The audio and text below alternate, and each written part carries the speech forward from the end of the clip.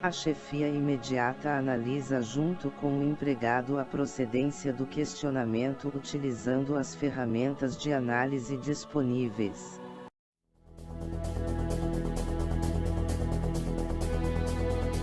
Para a realização de uma escavação, seja ela de que natureza for, uma das primeiras medidas é verificar se a área de trabalho se encontra limpa.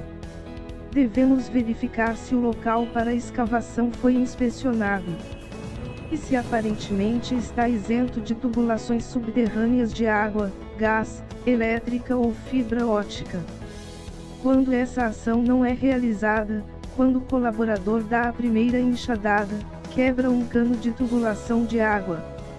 Isso quando também não corta uma instalação subterrânea de fibra óptica ou até mesmo cabos elétricos. Verifique se o local foi liberado por profissional qualificado. Engenheiro civil, geotécnico ou geólogo. Certamente esses profissionais terão uma planta do que será realizada no local. Veja se o local a ser escavado está sinalizado, impedindo o acesso de pessoas não autorizadas à atividade. Essa sinalização pode ser inicialmente com fita zebrada e posteriormente por tapumes, para impedir o acesso de pessoas não autorizadas. O local a ser realizada a escavação da vala está sem trincas, rachaduras e rupturas no solo para evitar o rompimento repentino dos taludes. Devemos também nos certificar que as condições climáticas estão favoráveis para a execução da atividade. Pois na possibilidade de ocorrência de chuvas todo o trabalho poderá ser prejudicado. Será emitida permissão para trabalho e elaborada a análise preliminar de riscos para esta atividade. E a mesma deve ser de conhecimento de todos os colaboradores envolvidos na atividade. Devemos nos certificar que o trânsito de veículos e equipamentos estejam afastado a uma distância maior que 2 vezes a profundidade da escavação. Em casos que a distância for menor que 2 vezes a profundidade da escavação, terá que ser liberada por profissional habilitado. Devemos nos certificar que existe local próximo à escavação com espaço suficiente para o depósito de terra. O local deve ter distância de no mínimo de 50% da profundidade da escavação. E devem ser avaliadas as condições do local para patolamento do equipamento de guindar. Caso haja necessidade de utilização de guindastes de pequeno, médio ou grande porte.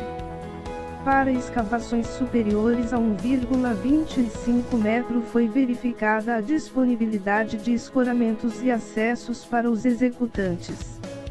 Muitos não prestam atenção nesse detalhe, mas ele é importante para a segurança do colaborador. Procure se orientar se o local destinado à escavação está isento de interferências aéreas. Isso mesmo. Cabos elétricos para alimentação de prédios ou construções vizinhas, tubulações de água e esgoto que de repente passam no local onde será executado a sua escavação. Veja se foram avaliados riscos de instabilidade nas imediações da área a ser escavada, como movimentação de rochas, possibilidade de queda de árvores, ou para alimentação de estruturas prediais vizinhas. Nos canteiros de obras essas situações serão avaliadas juntamente com o responsável pela atividade. Para que se houver alguma condição onde o colaborador esteja em risco, a mesma possa ser reavaliada. E criar as condições para que o trabalho transcorra de forma segura. No primeiro momento, estas são recomendações que são consideradas até simples. Mas se não observada pelos responsáveis, e deixadas de lado, como se diz no canteiro de obras. Num determinado momento elas podem se transformar em condições inseguras, que podem dar início à possibilidade de acidente de trabalho. O prevencionista não está na obra, para ensinar ninguém a trabalhar, muito pelo contrário. Está ali para verificar as condições de perigos e riscos. que não são observadas pelos colaboradores durante a execução de suas atividades. Diante desse fato, ele estará repassando aos colaboradores as condições seguras para que as condições de acidentes sejam neutralizadas. A função do prevencionista é optar por situações onde o colaborador trabalhe de forma segura. Portanto, não vejam o prevencionista como oponente.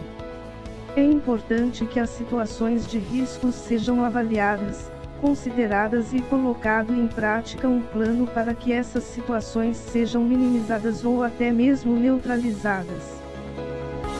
Essas são as placas que indicam a frequência de ocorrência de acidentes no canteiro de obras. É através dessa placa que vamos saber como está o controle de risco de acidentes nas empresas. A sinalização através de placas também é muito importante. Nas empresas nós temos o risco de contaminação por produtos químicos. Em se tratando de materiais inflamáveis, uma das formas de controle é manter o material em local trancado e ventilado. A sinalização através de placas também é muito importante. O ideal é que os colaboradores tenham o conhecimento do risco de contaminação química e inflamabilidade. A missão do prevencionista no canteiro de obras é verificar se todas estas recomendações de segurança estão sendo cumpridas por parte dos colaboradores, para evitar o risco de acidentes graves ou até fatais.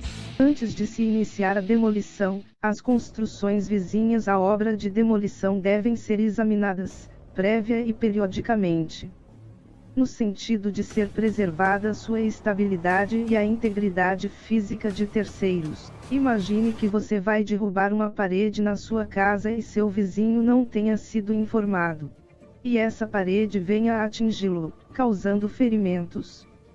É por estas e outras situações que toda demolição deve ser programada e dirigida por profissional legalmente habilitado. E não interessa se é obra pequena ou de grande porte, pois as dimensões podem ser diferentes, mas a condição de risco, se não acompanhada adequadamente, é a mesma. Todas as precauções devem ser tomadas para evitar o risco de acidentes de trabalho. Lembrando também que, os colaboradores devem estar utilizando todos os equipamentos de segurança necessários para a preservação de sua integridade física. Toda a área deve ser sinalizada de modo que terceiros não tenham acesso ao local de trabalho. O direito de recusa tem como objetivo assegurar aos empregados proteção para sua integridade física. Quando for identificada qualquer situação de risco grave e iminente de acidente, a atividade no espaço confinado, por exemplo, é uma delas. O risco grave e iminente é toda condição ambiental ou situação de trabalho que possa causar dano grave e imediato. O rompimento de barragens é um exemplo. Falhas operacionais custaram perdas humanas. Havendo concordância de que é necessária medida preventiva e corretiva de situações de risco, esta deverá ser providenciada antes de se iniciar ou recomeçar a tarefa. Risco que o produto oferece à sua saúde. Ok, galera, vamos lá. Maurício, puxa para nós aí 200, dá, ok?